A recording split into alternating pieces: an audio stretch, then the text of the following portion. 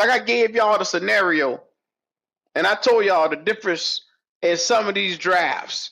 Like look at 2019. We needed an edge rush in 2019. At the edge rusher position, we got Brian Burns. Let me get the exact number where Brian Burns sat at. That way I have it for you guys. Because there'll be somebody who come later on and says, oh my God, what is he talking about? You're so stupid. So you ignorant motherfuckers who need help, I'm here. So we got Brian Burns, pick number 16. Now, what I want to show you is the difference in the two. Nick Bosa. Nick Bosa was pick 2. Now you say, hey, I want an edge rusher, and I want somebody that's going to come out here and give me double-digit sacks. I want a 20-sack guy. Well, your 20-sack guy went number 2 overall. He has been consistently a monster since he's been drafted. But number 16 overall, when guess what? You won a couple of games, and you keep saying, well, I want to get better. I want to get better. You whine, you cry, tuck your fucking lip in, and understand when you got out there in the middle of that season with your punk ass pride, talking about you want to win extra games. Extra games got you a Brian Burns versus getting you a Nick Bosa. And your motherfuckers complain about that. Why Burns don't get impact sacks? Because you took the sum of bitch 16 versus taking him 2. But I guess a lot of that went over your fucking head too. For the next stupid son bitch that'll comment on this video and say, hey, you're not making logical sense, I put it as crystal clear as I fucking could for your dumb ass. You whine and you complain about the team, and you whine and you complain about you want to be better, but then while you're in the midst of a losing season, when you get that win, oh my God, I'm so glad for that win. Oh, I just couldn't take another loss. I couldn't take it. In a season where you made your mind up to say, hey, we got to be bad to get better. You deviate from the plan because why? Emotion. Because you can't sit through the storm. You can't weather the storm.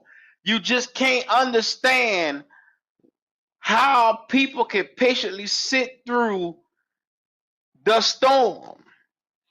This is where, as a franchise and as fans, you sit down and you say, one, if you have understanding, think about it like if you're raising a kid. If you have a kid and you decide that, number one, this kid is needy. This kid right here, you're going to need to feed him, bathe him, clothe him. You're going to need to give this kid everything that this kid needs. I'm talking about money for school, all this shit.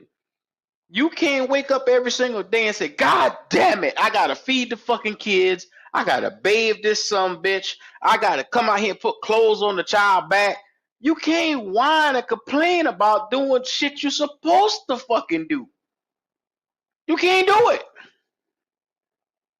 You can't have the kid and then regret the kid later. Or maybe some of y'all niggas do shit like that. Who knows? I'm starting to think about it. Maybe these motherfuckers on YouTube is different. Y'all different.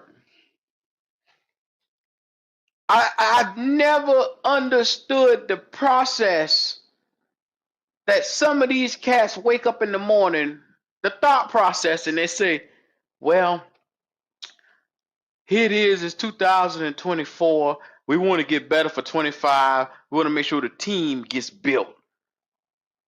You go through the first two games of the season, Bryce Young is terrible. and everything goes to shit. Oh my God, what do we do?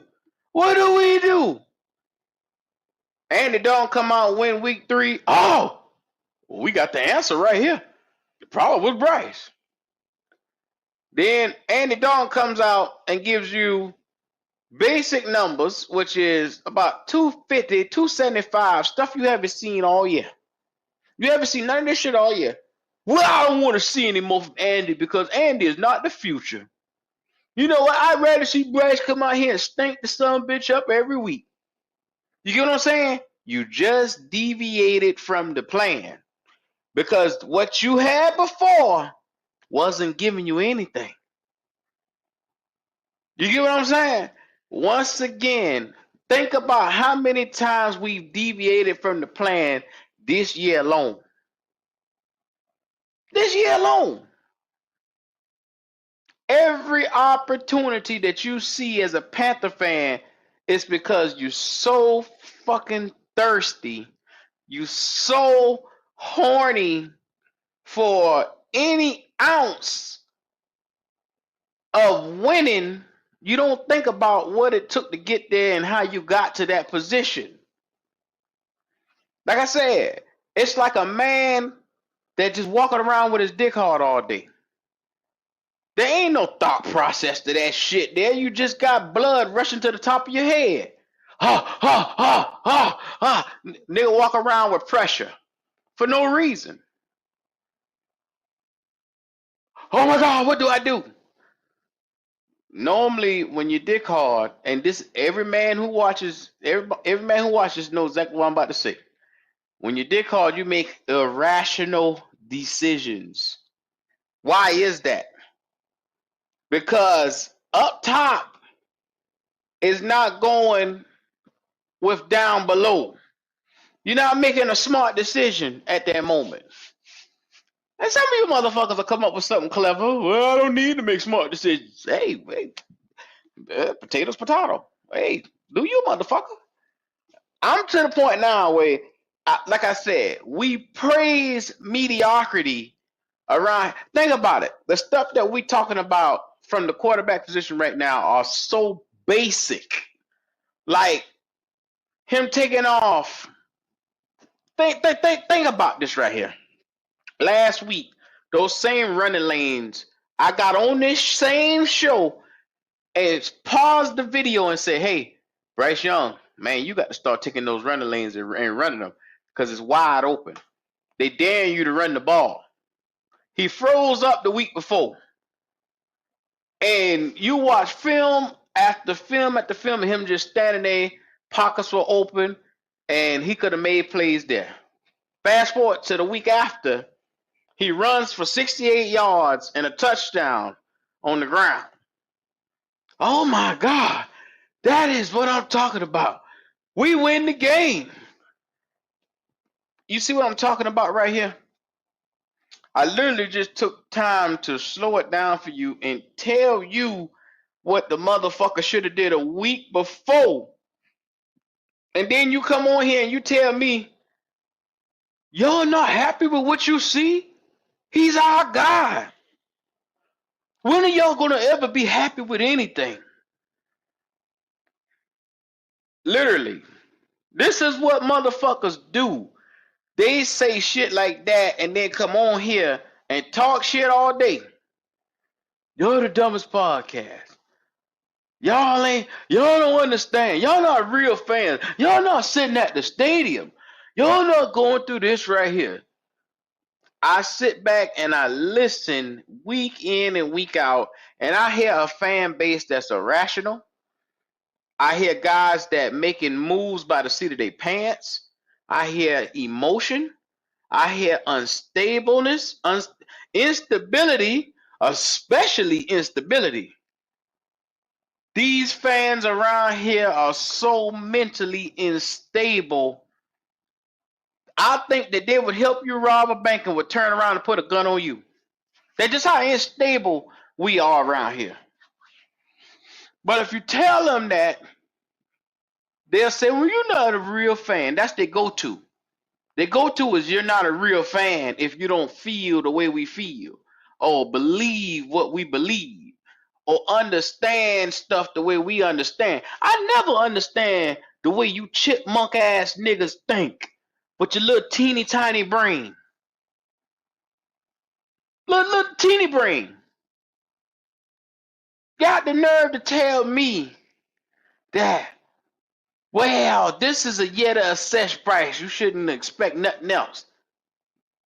That was the understanding from the beginning of the year. Everybody comes onto this podcast and say, I didn't have any expectations for Bryce. I didn't have any expectations for the Panthers. But then when we start losing, I can't take it. Oh my God, what do we do? You see the point I'm trying to make? Oh, how quick they forget. I got film of motherfuckers on here talking week one saying they had no expectation. They just want to see what we had in Bryce Young because everybody knew that this year was going to be a wash, basically. But then all of a sudden, the expectation shoot up to let's win another game. Let's win the division. I saw a motherfucker post on the bottom of this video yesterday or day before yesterday. You gotta take a win. A win is a win. Take it how you get it. And you gotta just come to the realization that you have to accept what we have here. I don't have to do shit. I don't have to do shit. I don't plan on doing it, and I will never ever. If everybody going left, I'm going right.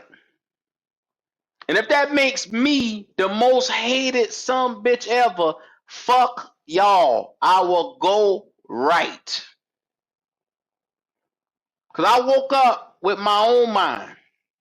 I woke up understanding that once they took every piece off this fucking defense, how could you come out here and expect to see a defense for most of the year when there was no pieces on this son bitch?